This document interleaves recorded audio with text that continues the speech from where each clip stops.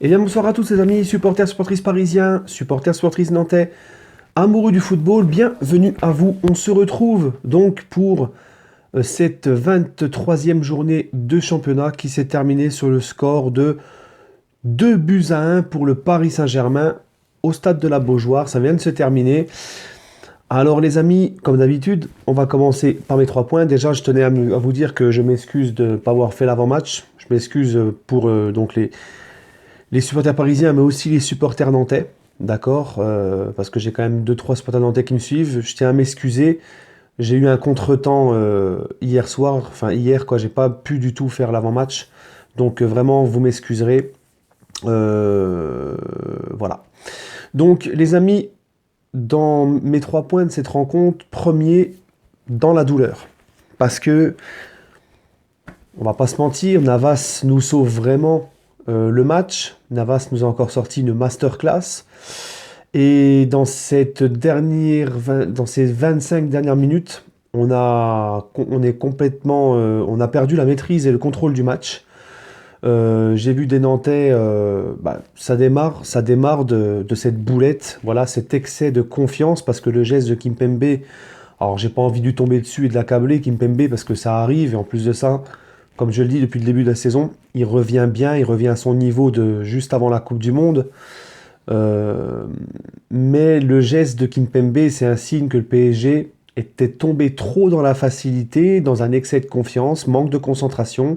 On se la joue tranquille. Ça, c'était un gros relâchement et ça a relancé Nantes et ça a fait douter les joueurs du PSG. Ça a fait revibrer le stade. Ça a redonné un deuxième souffle aux Nantais. Et je me suis aperçu que pendant 25 minutes, on a perdu le contrôle du match, on a été complètement fébrile, on a eu chaud, Nantes s'est créé beaucoup d'occasions. Donc c'est pour ça que on a eu cette victoire dans la douleur. Et je me dis que quand on est mis sous pression, un petit peu sous pression, on devient fébrile. Donc c'est encore un problème ça. Ça c'est encore un problème, surtout à l'approche du match face à Dortmund. Bon alors tu me diras, t'avais pas Neymar, t'avais pas Thiago Silva, t'avais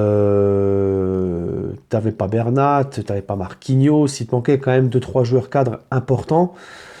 C'était pas la défense du siècle avec Kehrer et Kimpembe, mais quand même, voilà, quand même, quand on commence à nous mettre sous pression, j'ai l'impression qu'on a toujours ce problème de, dès qu'on nous sort un peu de notre confort, qu'on nous rentre un peu dedans à l'extérieur, on en chie.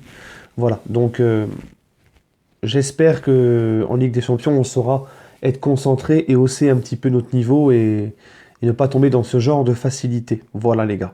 Mon deuxième point, c'est victoire sans blessure, parce que c'est super important de le souligner à l'approche de Dortmund. On s'en sort bien, on gagne, hein, parce que malgré qu'on s'est fait bouger dans les 25 dernières minutes, tout le reste du match, jusqu'à cette boulette de Kimpembe, tu contrôles le match, tu maîtrises le match. Et dans ton attitude, tu es super bien. Donc, tu as cette victoire et tu t'en sors sans blessure. Donc ça, les gars, je suis content, c'est un point très positif. Et puis mon dernier point, c'est bravo Nantes, parce que Nantes, moi je me disais quand je vais faire mon débrief, je vais te dire Nantes a dormi, Nantes nous a trop regardé, a laissé trop le PSG jouer. Bon, même si le PSG a beaucoup maîtrisé le jeu, a maîtrisé le match jusqu'à cette boulette de Kimpembe, comme je vous l'ai dit juste avant. Mais je me disais des Nantais qui viennent pas assez nous chercher, qui se contentent de défendre, qui sont un peu moumou, un peu la tête au fond du seau. Euh, Et là, en fait, dès qu'il y a eu cette boulette de Kimpembe, Nantes s'est métamorphosé. Nantes nous a offert une bonne opposition, un peu entre guillemets de ce qui nous attendra à Dortmund, même si Dortmund, je pense que l'intensité sera encore plus haute, bien sûr. Et moi j'aime bien parce que c'est quand tu tombes contre des équipes comme ça qui te rentrent dedans, qui te font pas de cadeaux, c'est la meilleure façon pour toi aussi de te préparer pour la Ligue des Champions. Donc Nantes bravo parce que ce but les a complètement relancés, ils ont retrouvé un second souffle, ils sont allés de l'avant, ils ont pas perdu espoir, ils ont été jusqu'au bout essayer d'arracher ce match nul, et sans un grand Keylor Navas, je pense qu'on repartait pas avec les 3 points. Donc un grand bravo aux Nantais qui ont montré un sursaut d'orgueil et qui se sont réveillés. Voilà, et qui nous ont offert ce qui nous a offert quand même du suspense et une très très belle fin de match. Voilà les gars. Donc la compo de Tuchel qui reste encore comme d'habitude sur son 4-4-2, donc ça confirme ce que je dis, il partira sur un 4-4-2 à Dortmund, parce que là maintenant si depuis des mois et des semaines Tuchel nous fait ce 4-4-2, parce que ça fait plusieurs temps maintenant qu'il est sur ce 4-4-2, venir à Dortmund avec un 4-3-3, je ne comprendrais plus rien. Puis ça serait un peu suicidaire, parce que là, les joueurs ont leurs automatismes et leurs habitudes en 4-4-2. Les faire repasser d'un coup au 4-3-3, tu leur ferais perdre leurs automatismes, etc. Donc c'est vraiment la preuve pour moi que Tuchel donc, va vraiment partir ce 4-4-2 à Dortmund.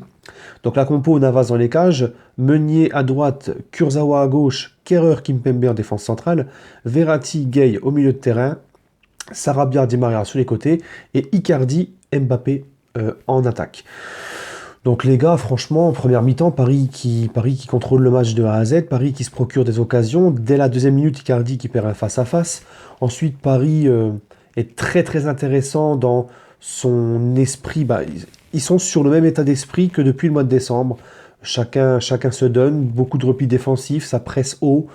À la perte du ballon, on essaie de vite récupérer le ballon, ça fait du repli défensif, tout le monde se bat, le PSG produit du jeu, et oui, produit du jeu le PSG, qui est intéressant, assez rapide vers l'avant, ça passe bien sur les côtés, ça joue vite, ça se trouve les yeux fermés, ça combine, c'est vraiment intéressant, on a pris du plaisir, et on ouvre le score donc sur ce déboulement de Mbappé, petite frappe de Di Maria déviée par Icardi, 1-0, bon voilà.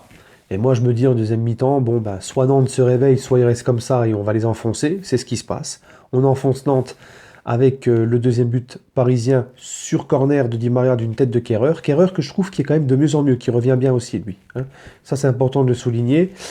Et puis ensuite, tu maîtrises le match. Normalement, tu te dis que tu n'es plus en danger. Et voilà, il y a cette boulette de Kimpembe et tout est relancé. Nantes y croit, Nantes saisit sa chance à fond. Et comme je vous l'ai dit précédemment, ça nous offre une super fin de match.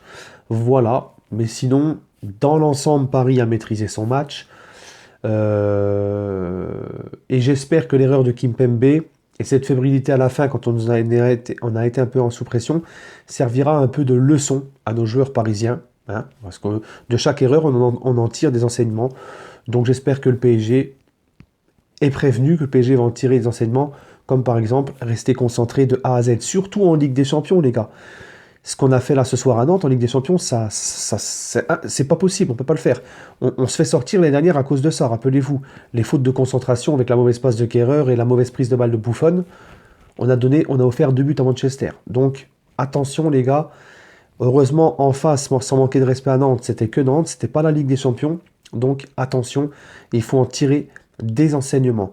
Voilà les amis, sinon donc mes tops, mes flops. Alors mes flops pour le PSG, j'ai envie de mettre Kimpembe pour sa boulette. Il a fait un bon match, mais sa boulette, non, parce qu'il remet complètement Nantes dans le match. Ça nous coûte cher, ça aurait pu nous coûter très cher, pardon. Il relance les Nantais dans leur envie, dans le match et tout. Kimpembe en flop.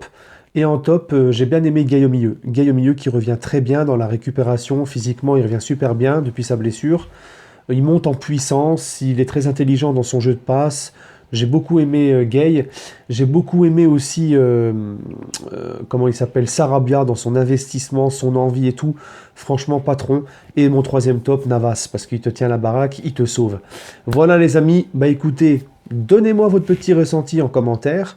Et puis si vous ne l'avez pas vu, je vous invite à aller voir ma vidéo où j'ai pris la défense de Neymar qui se fait acharner médiatiquement en France. J'ai fait tout à l'heure la vidéo, donc allez la voir. Sur ce les amis, le plus important c'est d'avoir gagné. Voilà. On se retrouve donc très bientôt, je l'espère. Peut-être certainement demain pour une vidéo FAQ. Hein. Sur ce, prenez soin de vous les amis et allez Paris.